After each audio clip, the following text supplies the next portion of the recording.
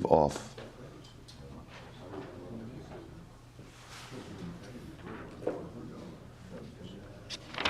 Am I on the wrong daf? Sorry. Today's daf is Kuf Mem Gimel, 143. We are picking up in Meretz Hashem on Kuf Mem Beis Amud Beis, and we left off Hahu Damarle. Good, perfect. So 142b, Hahu Damarlu Ludvisu. So it is, thank you, 2, 4, 6, 8, 10, 12, 14, 16, 17 lines up from the bottom. Hu Damarlu Ludvisu. Nechasi Libni Dahavile Minach. So a man says to his wife, I hereby leave my property to my children that I have from you. If you take a look at the Rashbam says it's about, 2, 4, 6, 8, about 10 lines up from the bottom. Nechasi libri di havile milach, v'lo haise ishta mu'uberes, hilchach lo kana kidel kamand, m'chiyai gavno lo amrin and daitel sha'adam krova etz lobano. So the case over here, this is actually a different kind of case. The man is saying to his wife, I hereby convey my property to any children that I will have from you. Now, remember again, up until this point in time, we've been focusing on mizaki l'uber. Can you go ahead and convey ownership ultimately again to a fetus? So now at this point, halacha l'maisa, the Gemara says over here, we're talking about a situation where the wife is not yet pregnant. So not only is not an uber, but now he's conveying it to a future pregnancy. So any children that I will have from you, I hereby convey my property to you. So what's the halacha? So I'll say, so first of all, just the Rashbam already points out that this can't work. This can't work. In other words, even if you hold that mezakeh l'uber somehow works, that's because at least the uber is present. To go ahead and be mezakeh to a pregnancy to an uber that may or may not occur in the future, that will not work at all. So what happens? Okay, so the Gemara says, Asa brei dikshisha. So he had another son, an older son, and his older son said, Amar le, hahu gavra, my tavi ale. So the older son says, what about me? What about me? You're conveying this gift to my yet to be conceived sibling. What about me? So Amarle zil kani kechad mibra. So the father says, you're right, you know what? Go ahead and acquire alongside like one of my sons. So in other words, so the father said, look at the Rashbam, zil kani kechad bra, yikne ke'echad min abanim ha'asidim lehivalid mi'ishazu. You're right. The same way that I just bequeathed this property, I gifted this property to any children who will be born from my wife. So too again, you should inherit alongside of them as well. So now the Gemara says, okay, so what's the status of this gift? So obviously, the conveying property to the children that he will have from this woman is not going to work. Why?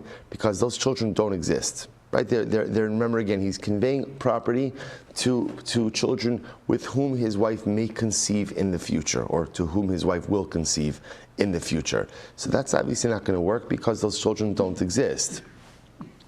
Hi is cholak l'talya b'makom manya, or leslie cholak l'talya b'makom manya. The shaila is, what about this older son? What about this older son? Does this older son get some share in the gifted property or not? So Rabbi Abin, Rabbi Maisha, Rabbi Yirmiyah, the army is cholak l'talya b'makom manya. So this is interesting. So Rabbi Abin, so just to understand how we've transitioned over here. We've been focusing up until this point in time with gifting property to a fetus. Now, so again, we still have to come back and answer today to the halacha l'maisa, not to whether or not that works. Now we've transitioned to a different kind of case where Reuven's married to Rachel, and Reuven conveys ownership to a future pregnancy that may occur, to a future fetus that may occur. Now, so it seems to me that everyone agrees that that's not going to work. That's not going to work. The shaila is, in this case over here, where Reuven did that to a future fetus, so Reuven has a different son, or an already existing son, and his son says, hey dad, what about me? To which Reuven says, you're right, you know what, you will go ahead and inherit alongside your future siblings. So while I understand that the gift doesn't work for the future siblings, does the gift work for Reuven? That's the lashon over here. The Gemara says, do we say that the present son, the Gemara is calling him a talia, right? Calling him a little lamb, a little sheep. Does the present son inherit alongside the future children or not? So Rabbi Avo, Rabbi Chanina bar Papi, Rabbi Yitzchak Nafcha, the Amri less chelik l'talia b'makom manya. So these Rabbanim, Rabbi Avo, Rabbi Chanina bar Papi, Rabbi Yitzchak Nafcha, all say that the son, present son, does not inherit alongside the future children. The same way that the future children get nothing because it's not a gift. So too again, the present son gets nothing as well. Amrle Rabbi Avo, the Rabbi Yirmiyah, Hilchas. I'm sorry, I skipped a line. Rabbi Avin, Rabbi Maisha, Rabbi Yirmiyah, Darmi is Chuluk L'Tayv Makom Banyo. So this first group of Rabbanan, Rabbi Avin, Rabbi Maisha, Rabbi Yirmiyah, they all hold that even though the gift does not work for the future fetus, but it does work for the present son. Rabbi Avo, Rabbi Chanina Bar Pap, Rabbi Yitzchak Nefcha, Darmi less Chuluk L'Tayv Makom Banyo. These other Rabbanan, Rabbi Avo, Rabbi Chanina Bar Papi, Rabbi Yitzchak, all hold that halacha l'maisa, the present son does not have a chelik with future fetuses. So Rabbi says in the Gemara, Rabbi Avo, Rabbi Yirmiyah, hilchas hakavason or hilchas hakavasaychu. So Rabbi Avo said to Rabbi Yirmiyah, so who does the halacha follow? Does it follow your group or my group? Amrle pshita the hilchas hakavason. This is interesting. So Rabbi Yirmiyah said, of course the halacha follows us. The halacha follows us. Why? The Gemara says, the kashishna minaychu, because we are older than you. So the halacha follows us because we're older, and apparently again older means you're wiser, right? And therefore again the halacha follows us. Amarle midi b'kashishusa talya milsa. So to which he responded, I don't understand. Is halacha decided based on who's older? So the Gemara says, b'tayma talma milsa. We know that age does not always equal wisdom. Sometimes age always comes with a certain amount of life wisdom, but it doesn't necessarily equal. It doesn't necessarily go ahead and automatically result in greater logic. So the Gemara says over here, this is not dependent on age. This is dependent on logic. The taima mai. And what is your reasoning? So he says, Zila Gabed Rabbi Abin, Das Svarte Nehile. So go to Rabbi Abin, because I explained my Svart Rabbi Abin, top of Kuf Mem Gimel 143, the Karkish Ba Reshe Be Midrasha. And when I explained it to Rabbi Abin literally again shook his head in agreement with my logic. Okay, so Azal Gabed comes Rabbi Yirmiyah. Amarle. So Ilu Amar Le Kani Kechamar. Mikani. So we'll see, now listen to this. Rabbi Avin explains it in the following way. If somebody were to say, I want to convey to you property, acquire it like a donkey. Say that lashon. Acquire this property like a donkey. Would that work? Take a look at the Rashbam for just a moment. Kani kachamar mikana kimosha chamar lo kana kenhu lo kana. So I'll say, so for example, if I were to go over to Reuven and say, Reuven, acquire this field like a donkey. Now, what I'm saying over here is the same way that a donkey acquires, Reuven, you acquire also. Obviously, such a statement would be meaningless. Why? Because a donkey can't acquire. A donkey can't acquire. So the Rashbam says over here, Kimosha chamor lo kana, kenhu lo kana, hachanami kihechi dibanim ha'asidim lava wa'olam lo kanu, ihu nami no kana. So what Rabbi Avin essentially is saying is like this: whenever you make a gift to someone, and in that gift, you link the recipient to someone or something else who is unable to acquire, that ruins the entire transaction. So now no one could acquire. So the same way, if I were to go ahead and say, Reuven, acquire this field like a donkey. So a donkey can't acquire. So because a donkey can't acquire, therefore what? Reuven can't acquire as well. So lo kana. Ultimately, again, if I say to Reuven, acquire whatever it is, this field, this object, like a donkey, so it doesn't work. There is no acquisition. At the chamar. Now here's what's interesting. What happens if I say to Reuven, acquire this field, you and the donkey?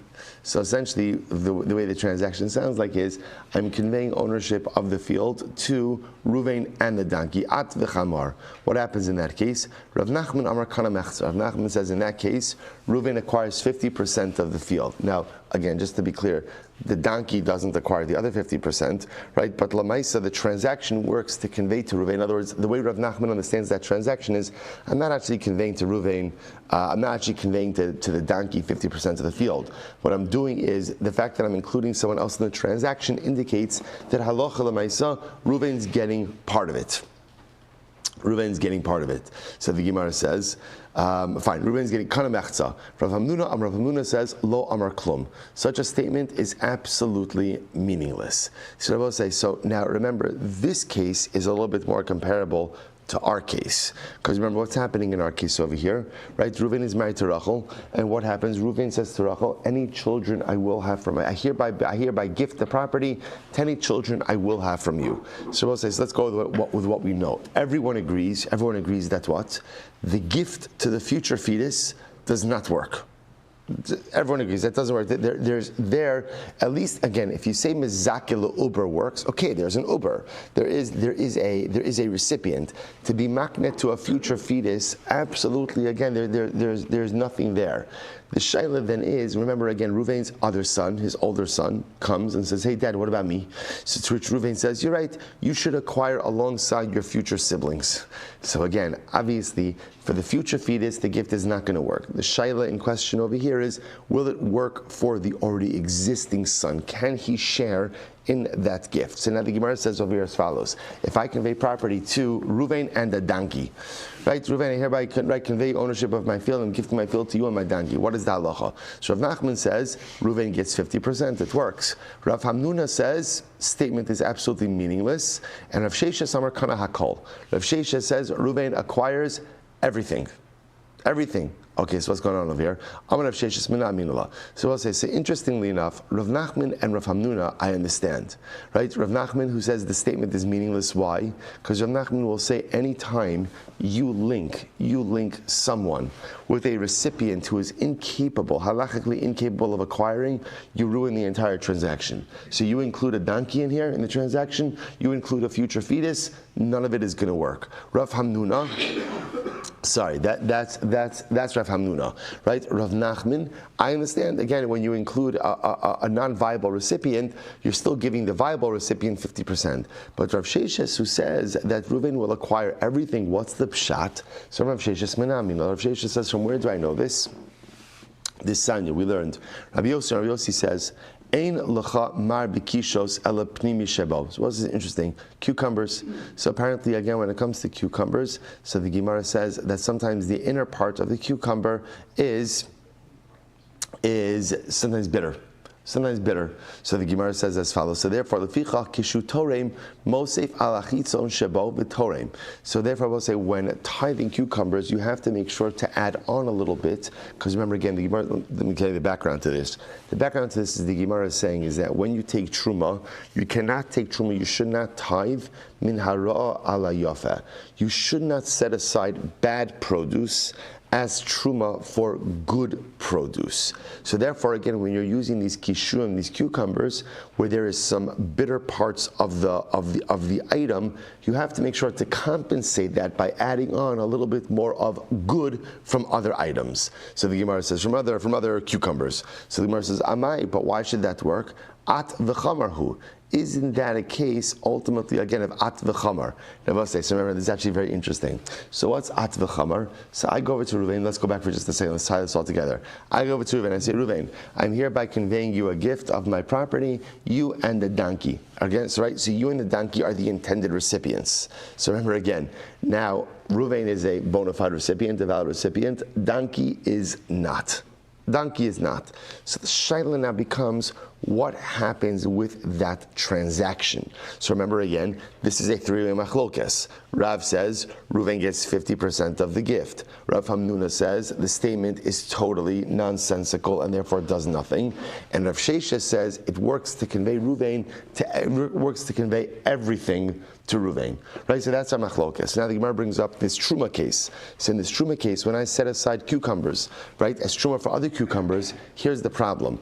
Included in the truma, the cucumbers that I'm setting aside as truma, is a bad or spoiled or bitter part of the vegetable, right? It doesn't work, right, of the produce.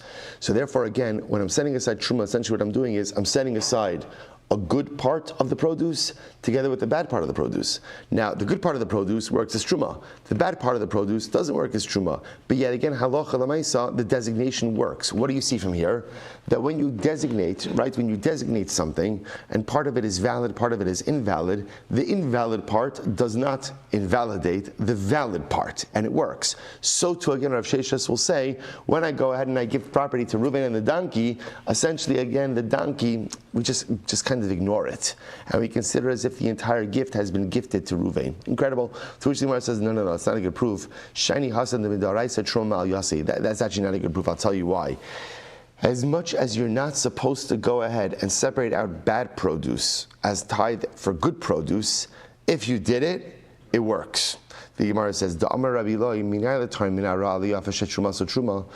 says, how do you know that if you designate bad produce as truma for good produce, that it works? That it works. In other words, I will say, even though I should not go ahead and designate bad produce as truma for good produce, if you did it, it works. How do I know that? Shne'emar v'lo tisu alav chet. The pasuk says you should not go ahead and literally bear any sin when you go ahead and you literally again lift up or designate the truma from it. V'meino kadosh. Now again, I will say, if designating bad produce doesn't work, nisiyus chet lama, then what sinful behavior is there? The fact that it says don't engage in sinful behavior when you go ahead and you designate the truma indicates that I will say that what? It's sinful, but yet what? It's sinful, but it works. So the Gemara says, Mikan l'tor min hara yafa shet truma so truma. From here you see that when you designate bad produce on good produce, ultimately, again, the truma designation works. Therefore, I will say this is not a good proof. Amrali Rav Mordechai Rav Ashi. So I'll say, so again, so just to point out over here, so we are left, so right, where did we start? We started with, Reuven is married to Rachel, and he says to Rachel, when you become pregnant in the future, right, Rachel's not pregnant, any future children you have, I hereby again gift this property to them. Okay, then what happens? Reuven has an older son. We'll just call him Levi. They go, hey dad, what about me? Reuven says, you're right. You will also inherit, or not inherit, you will be the recipient of property alongside your future siblings. So what do we know? We know the gift to a future fetus, what's the status? Meaningless. The shaila is, what about the gift to Reuven? Right? What about the gift to Levi? The present son, does that work? So also the Gemara says, well, let's open this up. Because this sounds a lot like the case of when I convey property to Reuven and a chamor, Reuven and a donkey. So again, in this case over here, one good recipient and one invalid recipient. What happens to that transaction? And this is a three-way machlokes. Rav Nachman says, in that case, Reuven gets 50%. Rav Shesha says, Rav Hamnuna says he gets nothing. And Rav Shesha says he gets everything. So Rav Nachman and Rav Hamnuna, I understand. The Gemara is trying to figure out where Rav Shesha gets his opinion from. Okay, so let's go weiter. So the Gemara says, Masiv Rav Avya to Yufta. So Rav Avya brought up what he felt was a refutation. Sorry, Amrli Rav Mordechai Rav Ashi. Masiv Rav Avya to Yufta. So Rav Mordechai said to Rav Ashi that Rav Avya himself brought a contradiction to this. What was his contradiction? Listen to this. We'll say we actually have seen this case before. The Gemara says, listen to this. Ma'aseh b'chamish nashim u'bahen shtei achayos. Okay, here's the case. 5 women, 2 of them are sisters. So what happens? A guy comes along, we'll call him Reuven, and what happens? V'likeit echad kalkala shel te'inim. Now, again, just to give a little bit more context, so 5 women, 2 of them are sisters, and it happens to be a Shemitah year. Reuven comes along, and he collects a basket of figs from one of their fields. V'shalahen haisa. Now, let's say again, it was from one of the women's fields, but v'shal shiyas haisa, but it was Shemitah, so everything is hefker, obviously. So what happens? V'amar, and now Reuven turns to the group and he says, Kulchan mikudashos li bekalkala zos. Okay, so this is an interesting case. Reuven turns to the group and he says, you are all hereby betrothed to me with this basket of figs. Okay, the kibla achas mehen ayedei kulon, and one of the women accepted the basket as kiddushin on behalf of the entire group. So I say, so now, okay, what's going on over here, right? So first of all, just interesting case. Remember, you could be mekadeshon with an item of value. So remember again, this item of value are the figs. Even though the figs, technically speaking, came from the field of one of the women, but because it's shmita, therefore it's hefker. So now Reuven is being mekadesh the group. So one of the women is accepting on behalf of the entire group the basket of figs. We will say, what's the problem? The problem is included in this group are what? 2 sisters. two sisters. And of course, a man can't marry two sisters. So what's going on over here? Sanu Chacham, so the Gemara says, the Chacham said, Ein achayos mikudashos. So the Chacham said, okay, the truth is, obviously, it's not going to work for the sisters, right? So the sisters cannot become betrothed to Ruvain. So both sides, the Gemara says, the post something interesting. So it sounds like over here, that's what? The Kiddushin will work for everyone but the sisters. But the sisters. The Rashbam says over here, it's right. It's about 5 lines up before the lines get wide.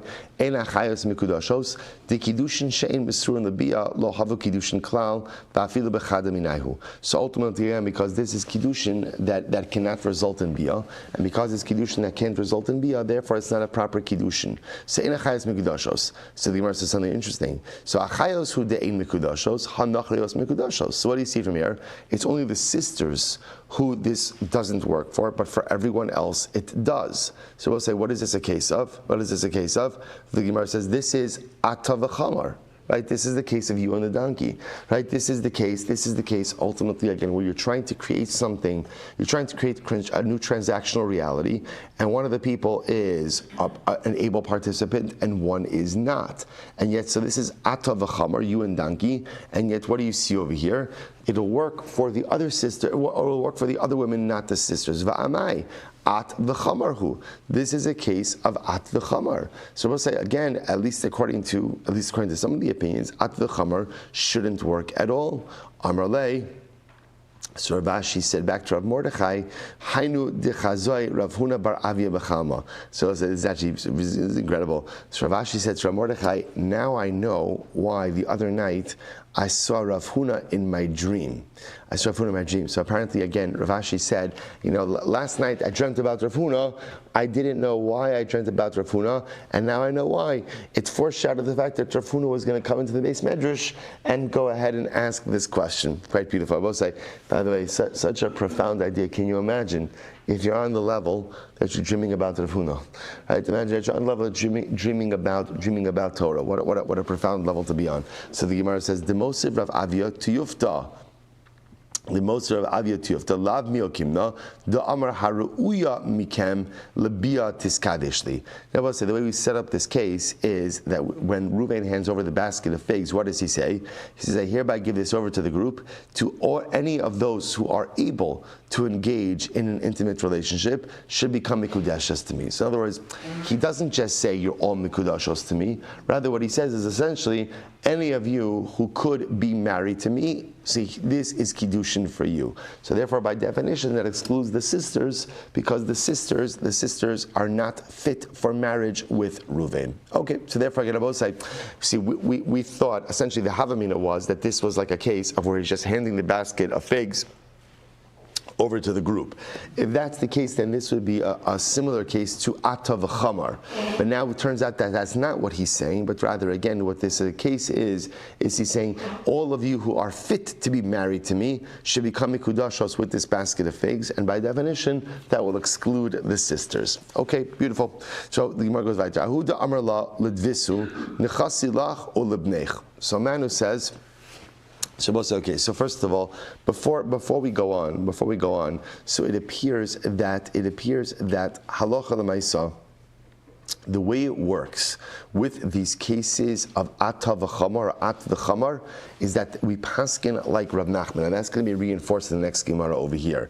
That ultimately, again, you acquire 50%. So in other words, whenever you are involved transactionally and you are tethered to someone who cannot acquire, so being tethered to someone who can't acquire does not fundamentally undermine the effectiveness of the transaction.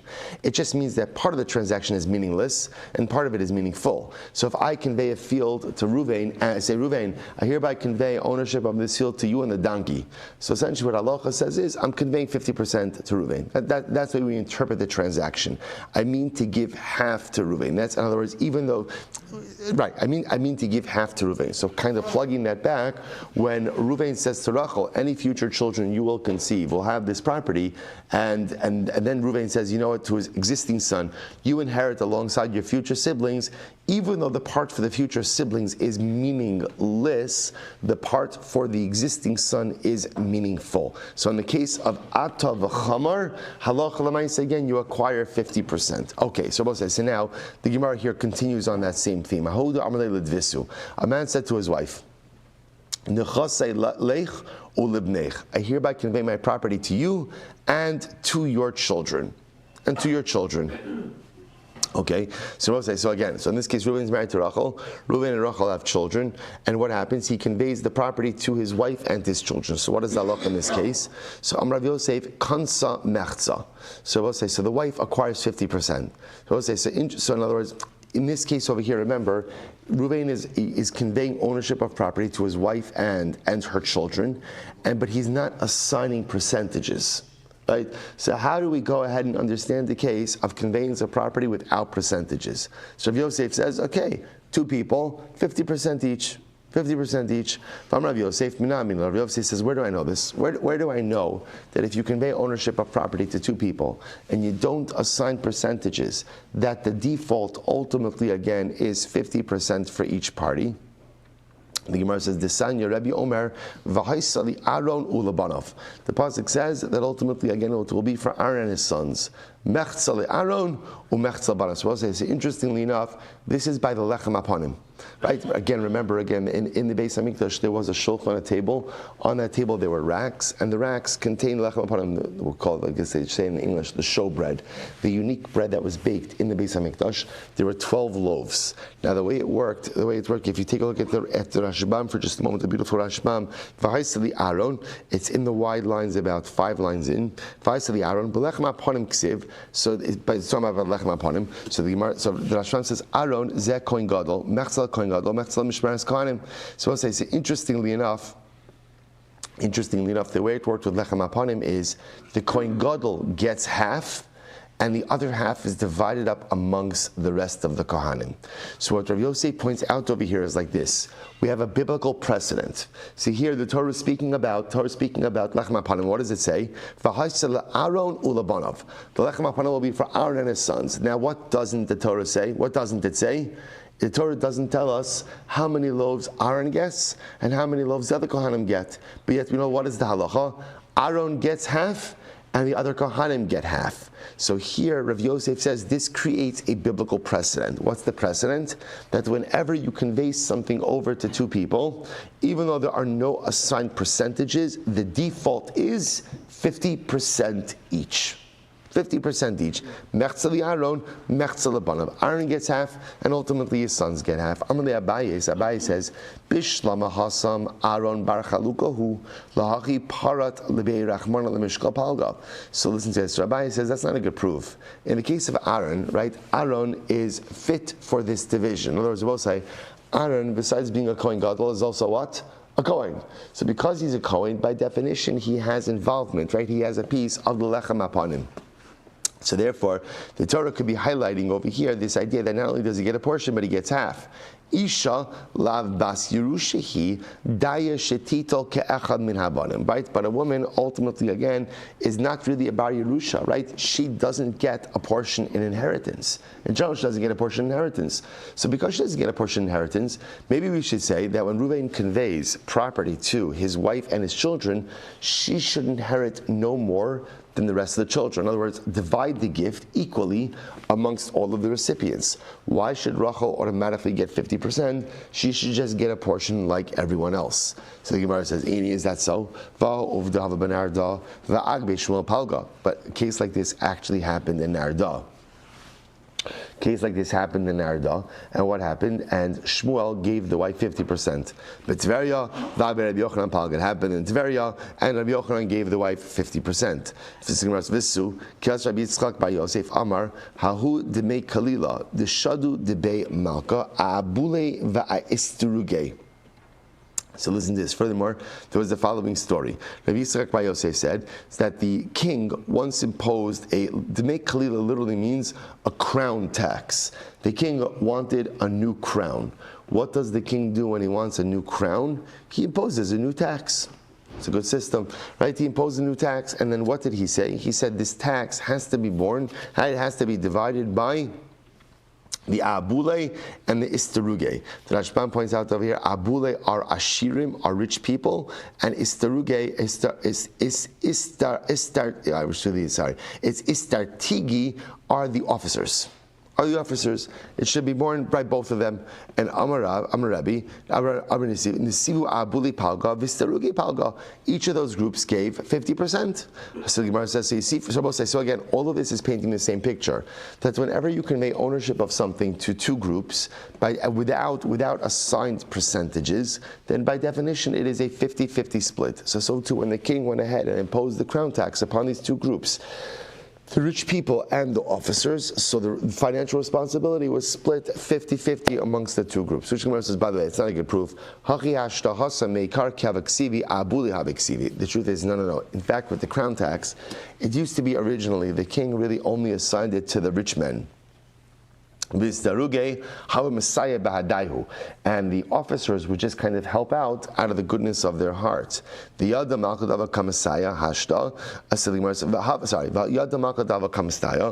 the king found out that the officers were helping out the rich guys. So the Gemara says, so ultimately, after the king heard that the officers were helping out, so the king decided to officialize this, right, and write it in the document that both the rich people and the officers each have to give 50%. So therefore we have to kind of take that last case out. So what we're focusing on over here is this fascinating case. Reuven is married to Rachel, and Reuven decides to gift his property to Rachel. And what he does is, he decides to give his property to Rachel and his kids, or the kids that he has with her, or her kids. It doesn't really matter who the kids are. His kids, her kids, their kids, makes no difference. Point over here is he's gifting the property to his wife and the kids. So they're both the recipients. So interestingly enough, the Rav Yosef says Rachel acquires 50%. So in other words, when you have two parties who are recipient of a gift and no stated percentages, the default is a 50-50 split. And again, Rav Yosef's precedent, or Rav Yosef's proof for that, Lechem Aponim. Torah says Lechem Aponim goes to Aaron and his sons, and we know that the Lechem Aponim split is 50% for the Kohen Gadol, 50% for the other Kohanim. That becomes the precedent. Master Rabbi Zeir says as follows, Hare alai mincha mea isaron. Supposed to listen to this case. A man goes ahead, right? Reuven says, I hereby take upon myself to bring a carbon mincha, 100 isaron. Right? Isaron is a measurement. So that's a big carbon mincha, 100 isaron. So we'll say, so what's the halacha? So the havi b'shnei kelim. Now obviously, so it says, we're going to see you can't bring a 100 isaron mincha in one utensil. Because again, the largest mincha that one is allowed to bring is 60 isaron. 60 isaron. So therefore, if you pledge a 100 isaron mincha, which you can, that's going to have to be divided up amongst two utensils. So the Gemara says, so how do you divide it up? Listen to this. Maybe shisha mikli echad, varba mikli echad. So what do? You bring 60 isaron in one kli and 40 isaron in a second kli. That's the halacha. Amud Beis. Ve'im hevi chamisha mikli echad v'chamisha mikli echad yatsa. But if you did 50, right, 50 in two kelim, it works. Now both say, now what do you see from here? Im hevi in lechatchila, no. Now both says, what do you see from here? You see lechatchila, the split that the halacha demands is 60-40. So, but okay, if you split it 50-50, it works. So 1 second, there's a contradiction to what we said before. We'll say, what did we just say before? What has Rav Yosef been espousing up until now? Whenever you have to make a split between two things, how do you make the split? In the absence of any defined percentages, how do you make the split? 50-50. So here, what do you see? You have to make a split in the 100 isaron. You have to do that because you cannot bring a 100 isaron. A 100 isaron mincha, and yet ultimately the way we're splitting it is how? 60-40. 60-40, but why? Why not split it 50-50? So the Gemara says, but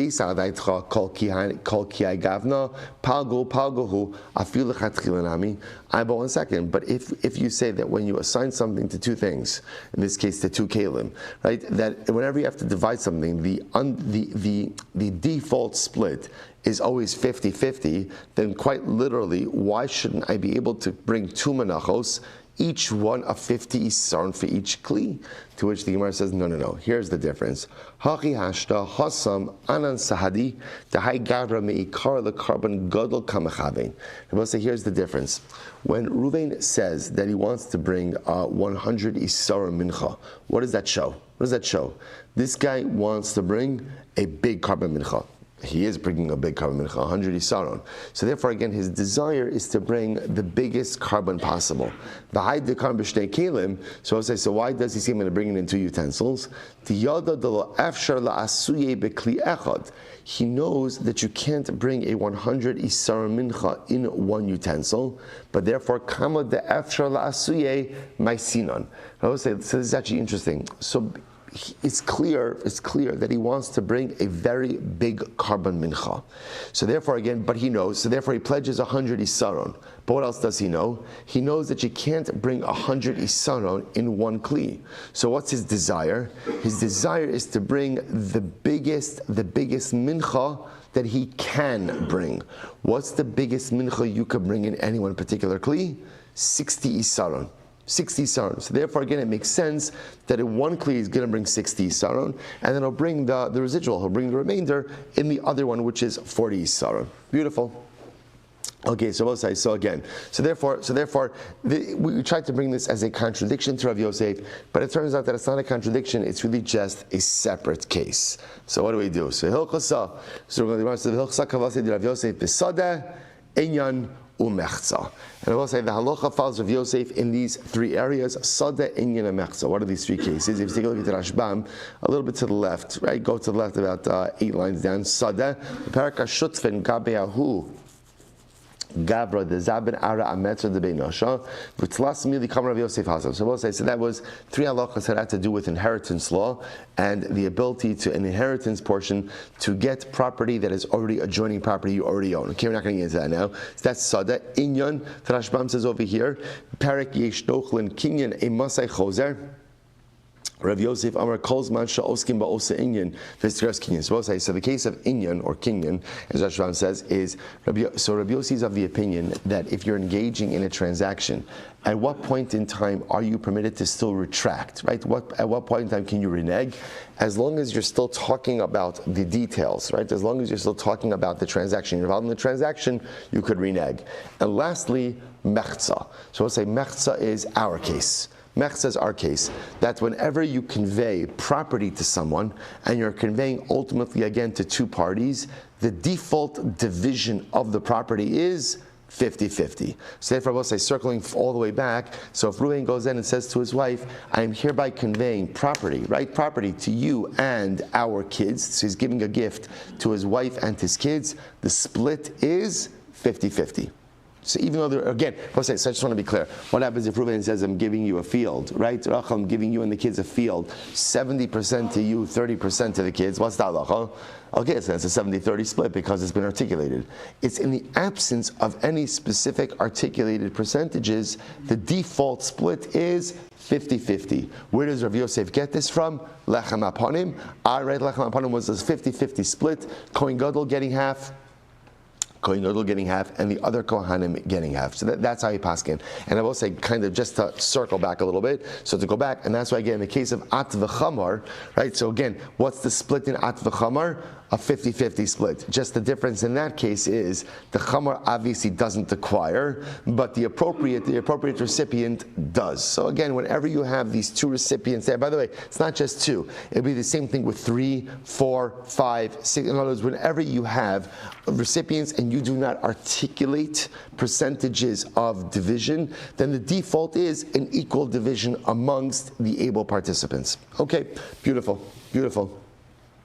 Imar goes weiter. Hahu deshadar piski deshirai lebeise. So it's an interesting case over here. A guy, we'll call him Reuven, sent pieces of silk to his family. Now, the Rashbam says over here, psiki deshirai chatichos mielo stam shalach lechalik lebnei beso. So Reuven went ahead and sent pieces of silk to his family to divide up. right, to divide up. So what happens? Amar Rabbi Ami, haru'uyin lebanim lebanim, ru'uyin lebanos lebanos. Okay, so what say? So bepashtos, these were garments, right? Silk garments. So whatever garments are good for the sons, go to the sons, or go to the men, males, right? And whichever ones are good for the females, go for the females. Now all of this is assuming that halacha l'maisa, he doesn't have a daughter-in-law. Aval, interestingly enough, Aval is lekalsa. If Reuven has a daughter-in-law, lekalse shadar. This is very interesting. The assumption is that when he sends silk garments back to the house, it's not for his daughters, but rather again it's for his daughter-in-law. Now, what's the pshat with that? If you take a look at the Rashbam says lekalse shadar v'lo libnosav. So again, Reuven sends. So this is a similar case as we saw before. In other words, the connection over here is once again an ambiguous gift, right? Reuven sends silk garments back to his family, so he doesn't identify what is for who. So again, Rabbi Ami says, whatever is proper for the sons goes to the sons, whatever is proper for the daughters goes to the daughters, but it only goes to the daughters if what? If Reuven doesn't have a daughter-in-law. But if Reuven has a daughter-in-law, then all of the female silk garments go to the daughter-in-law. Now what's the pshat with that? The Rashbam says, Lakal se shadar, v'lo libnosav, v'dafka de insebe banse, she'eni mutalas alav. So now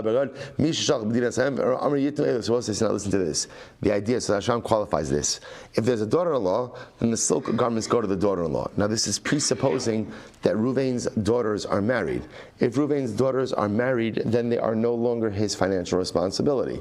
So therefore the assumption is that he would be going ahead and giving the gifts to his daughter-in-law and not his daughter, which is quite fascinating. But however, if his daughters are not married, then of course the silk garments will go to his daughters and not his daughter-in-law. Okay, so we'll say now next. Okay, that's one. We'll say, so again, all of these are applications of the previous case. So in other words, if you look at this case, what's this case? Reuven is going ahead and he's sending a gift, right? He's sending gifts back to his home, but he's not designating who the recipients are. So once again, if it's silk clothing, male silk clothing will go to the sons, female silk clothing will go to the daughters. But if there's a daughter-in-law and all there is daughter-in-law and married daughters, then the assumption is he wants it to go to the daughter-in-law. Okay, another case. The man says, I hereby give over my property to my sons, plural. Havile bra ubarta. So we'll say, interestingly enough, but he only has a son and a daughter. Right? So Reuven says, I hereby convey my property over to my sons, but he doesn't have sons. He has one son and one daughter. So what's the halacha?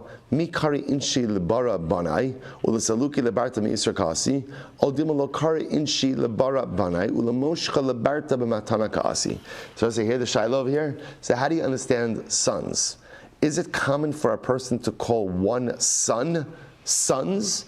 In which case he's meaning to convey his property to his son and exclude his daughter? Or does a person call his children his sons, even his daughter? In other words, I call them my sons, and therefore he's coming to include his daughter in this gift. Essentially, we'll say the shaila is the term banai a generic term for children, and includes sons and daughters? Or no, bana is gender specific. It means a son. And therefore, again, aloha l'maisa, maybe just the person refers to his son even as sons, and therefore he's only coming to go ahead and include his son in the gift. A good shaila. So this is actually very interesting. So Amar Abaye says as follows: Tashma u'bnei Dan chushim. So as look how the Torah writes, it says the children of Dan, plural, is chushim, one son. What do you see from here? That even one son is called plural sons. Amar le Rava, Dilma Kiditana de Bechizkia. Well, Rava says, well, maybe there's an interpretation of that, which is Shahayu Merubin Kechushim Shalkana.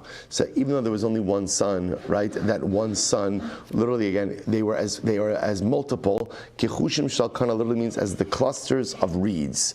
In other words, even though there was only one son, that one son birthed a very large family. Maybe that's why it's phrased that way. Ela Amar Rava, Ubenei Falu Eliav. Well, we have other examples of this. The sons of Falu, so the sons Bnei, plural, Eliav, one. Rav Yosef Amar, Ubnei Esan Azariah, right? The sons of Eitan were Azariah. So what do you see from here? From all these cases, from here you could see that even though sons plural could actually refer to what? Son singular. And therefore, when a father goes ahead and Reuven gifts property to his sons, but he has a son and a daughter, it seems to be that the halacha says the property is going to the son and not the daughter. And not the daughter. Now, both say, now it happens the halacha l'maisa. That's not generally how we paskin. Seems in general the approach is that halacha l'maisa, when a person says children plural, even sons plural, and he only has a son and a daughter, bepashtos, he means that daughter as well. But at least according to where the Gemara is holding, sounds like the Gemara is saying that you could call sons plural. Beautiful idea. Okay, the Gemara says, if you think about it, by the way, there's also you quoted this pasuk yesterday of banim atem la'Hashem Elokeichem, right? You are sons to HaKadosh Baruch Hu. So what is the Gemara highlighting over here? So again, it's a beautiful pasuk that we are all considered to be the children of HaKadosh Baruch Hu. What's the problem? Well, the beauty of it is we're children of HaKadosh Baruch Hu. What's the problem? The problem is maybe we're all just part of a collective, right? We're all just part of a group. So what you see from this Gemara is banim can sometimes refer to the singular as well. Never think that just because you're part of the collective of sons to HaKadosh Baruch Hu, that you're lost in the group, right? That there's anonymity, because sometimes even a collective identity, banim, could still refer to singular identity as well, right? Just like when Reuven gives his property to his sons, he's really just giving it to a son. So too, it's important in our relationship with HaKadosh Baruch Hu that even though we are part of a collective, but that being part of a collective never comes at the expense of the ability to forge a meaningful, beautiful, and individual relationship with HaKadosh Baruch Hu as well. Let's finish up the Gemara. So let's listen to this similar case. Reuven says, I hereby convey ownership of my property to my sons, plural. Now, Reuven only had one son, but he also had a grandson. The Gemara says, Karu inshi lebar bra olo. Does a person call his grandson a son or not? Rav Chaviva Amar Karu inshi lebra bira, Mar bar Vashi Amri lo Karu inshi lebra bira. Machlokes. So Rav Chaviva says, yes, people call their grandchildren, their grandson, their son. And Mar bar Vashi says, no, people don't call their grandson their son. They call it their grandson. So Rav says, Tanya Kavasi de Mar bar Vashi. So it's a brisa that supports Mar bar Vashi. Hamudra hanami banim, mutar bibnei banim. If a person makes a neder not to get benefits from his sons, he is permitted to get benefits from his grandsons. So what do you see from here? That a person does not call his grandson his son, and therefore halacha l'maisa in the case where Reuven gives property to his sons, even though he only has one son and a grandson, the property goes to his son and not his grandson. We'll say, shkoyach. A good Erev Shabbos, everyone. All right, Chevron on Zoom, a good Erev Shabbos, everyone.